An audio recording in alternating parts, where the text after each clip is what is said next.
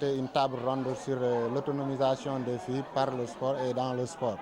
Donc ce qui nous a permis de discuter avec les acteurs, surtout les jeunes filles, par rapport à comment autonomiser les filles à travers le sport.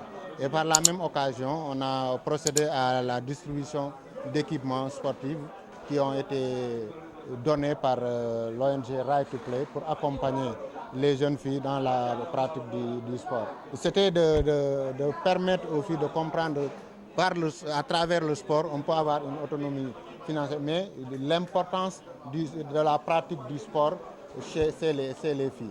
Et ça nous a permis également de faire aux filles, de faire des plaidoyers auprès des autorités territoriales mais, qui étaient présentes à la rencontre pour montrer combien de fois elles veulent faire du sport, elles veulent pratiquer le sport, mais elles ont levé quelques difficultés qu'elles rencontrent. C'est ce qui a fait que dans les équipements, Right Play leur a donné des serviettes hygiéniques pour faciliter leur pratique. Nous saluons quand même cette initiative.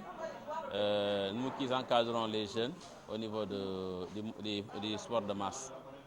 Aujourd'hui, là, être dans une dynamique de responsabiliser davantage les femmes, de les impliquer davantage, de les responsabiliser dans le sport, c'est une très bonne chose. Donc la table ronde qui nous réunit aujourd'hui, c'est discuter de ça.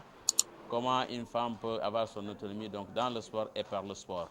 Donc c'est une forme d'éducation, donc c'est un partage qui a été fait entre nous, des échanges pour montrer aux femmes qu'effectivement la nécessité de pratiquer le sport. Ce n'est pas seulement l'apanage des jeunes garçons. Le sport d'abord, ça favorise le sport au développement sanitaire de la personne. Donc pratiquer le sport, c'est une très bonne chose. Et en faisant le sport, ça amène les gens aussi à les encourager à la sociabilisation.